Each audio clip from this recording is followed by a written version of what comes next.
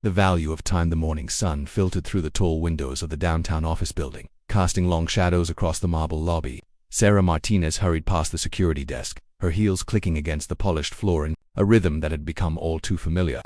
Another day, another dollar, another step closer to ... What exactly? She pressed the elevator button with more force than necessary, watching the numbers climb slowly from the packing garage. Floor by floor, her anxiety grew.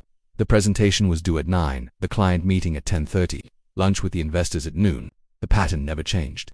Only the faces and the numbers on the contracts. Sarah had worked at Morrison & Associates for 8 years now. 8 years of 60-hour weeks, of missed family dinners, of promises to herself that she'd slow down once this project was finished.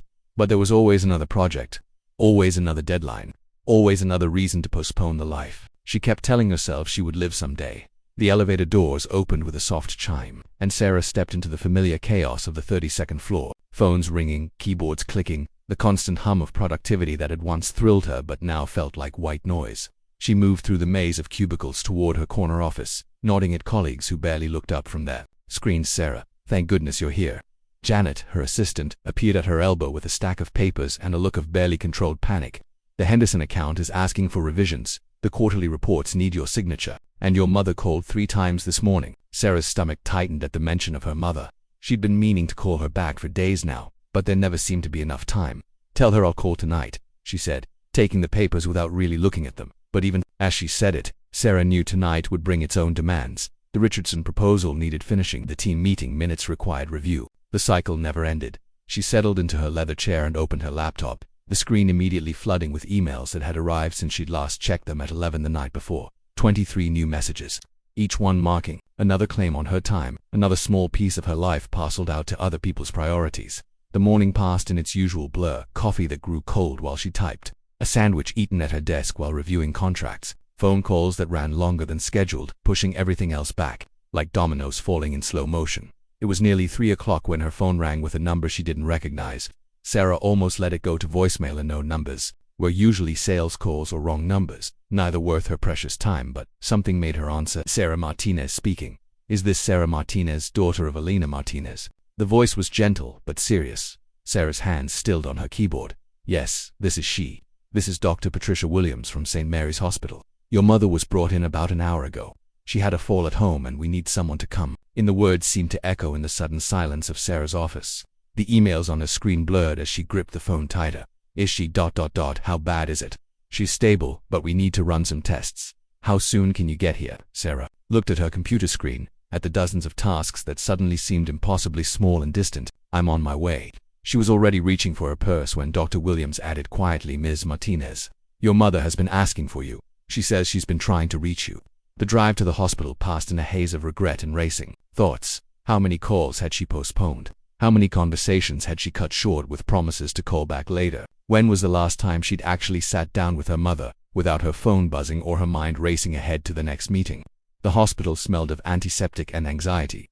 Sarah found her mother in room 314, looking smaller than she remembered against the white sheets. Elena Martinez had always been a force of nature, the woman who had raised 3 children as a single mother, who had worked 2 jobs to put Sarah through college, who had never missed a birthday or graduation, no matter how busy life became. "Mia," her mother said softly, turning toward the sound of Sarah's footsteps. "You came." Sarah pulled a chair close to the bed, taking her mother's hand in both of hers. It felt fragile, the skin thin and cool. When had her mother gotten so delicate? When had those laugh lines around her eyes deepened into something that spoke of worry rather than joy? "Of course I came. Mom, how are you feeling?" Elena smiled, the expression brightening her whole face despite the hospital setting. "Better now that you're here. I was just telling the nurse about Yui, about how successful you are, how proud I am." The words should have warmed Sarah's heart, but instead they felt like gentle accusations. Success, what did that word even mean anymore? She thought of her corner office, her impressive salary, her packed calendar. Then she looked at her mother's face, really looked, and saw something she'd been too busy to notice before. Her mother was aging, not just getting older, they all were, but truly aging. The woman who had seemed invincible was becoming vulnerable, and Sarah had been too caught up in her own urgent world to see it happening. "Mum," Sarah said, her voice catching slightly, "I'm sorry I haven't been calling as much. Work has been." Elena squeezed her daughter's hand. "I know you're busy, Mia, but I've been thinking, lying here today, time is funny, isn't it? We think we have so much of it, and then we realize how precious each moment really is." They sat together in comfortable silence for a while. Watching the afternoon light shift across the hospital room walls, Sarah felt something loosening in her chest, a tightness she hadn't even realized was there. For the first time in months, maybe years, she wasn't thinking about her next appointment or checking her phone. "Tell me about the garden," Sarah said. "Suddenly you mentioned you were planting tomatoes last time we talked." Elena's eyes lit up, and she began describing her small backyard garden with the enthusiasm Sarah remembered from childhood. As her mother talked about soil and seedlings, about the satisfaction of watching something grow, Sarah found herself truly listening. Not half listening while mentally composing emails, but really hearing every word. The doctor came by around 5 o'clock with good news, just a minor fracture that would heal with rest. Elena could go home the next morning. As visiting hours ended and Sarah prepared to leave, her mother caught her hand. "Will you come for dinner on Sunday?" Elena asked. "Just us. No rush, no schedule. Just dinner and conversation." Sarah thought of her usual Sunday routine, catching up on work emails, preparing for Monday's meetings, organizing her week ahead. Then she looked at her mother's hopeful face and made a decision that felt both terrifying and liberating. "Yes," she said, "I'll bring dessert."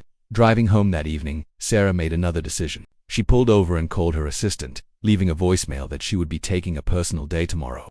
Then she turned off her phone, actually powered it down, and drove the rest of the way home in silence. That night, for the first time in years, Sarah went to bed without checking her email one last time. Instead, she lay in the darkness thinking about time, not as something to be managed or maximized, but as something to be treasured. She thought about her mother's words, about the preciousness of each moment, and about all the moments she'd let slip away while chasing after some imaginary future when life would finally begin. The next morning, Sarah woke up without an alarm. She made coffee and sat by her window, watching the sunrise paint the sky in shades of gold and pink. It was beautiful, she realized. She'd lived in this apartment for 3 years and had never once taken the time to watch the sunrise. When she finally turned on her phone, there were 17 missed calls and 42 new emails. But for the first time in her career, Sarah felt no urge to respond immediately. Instead, she called her mother to check on her, then spent the morning at the hospital, helping Elena with discharge paperwork and driving her home. They spent the afternoon sitting on Elena's back porch, drinking tea and talking about everything and nothing. Sarah learned that her mother had been volunteering at the community center, teaching ESL classes to recent immigrants. She discovered that Elena had been dating someone, a kind widower from her church, but had been hesitant to mention it because she didn't want to burden Sarah with unnecessary details. As the sun began to set, painting Elena's small garden in warm golden light, Sarah realized something profound had shifted. The urgent feeling that had driven her for so many years, the sense that she was always running behind, always needed to be somewhere else, had quietly disappeared. "Mom," Sarah said, reaching for her mother's hand, "I want to make a change." Elena squeezed her fingers gently. "What kind of change, Mia?" "I want to have more time. Real time. Time for Sunday dinners and sunrise watching and conversations that don't have end times built in." Her mother smiled, the expression full of understanding and love. "Time is the only thing we really have, isn't it? Everything else, the money, the achievements, the busy schedules, they're just ways we try to fill time. But the time itself, the moments we share with people we love, that's what matters." Sarah nodded, feeling the truth of those words settle into her bones. She had spent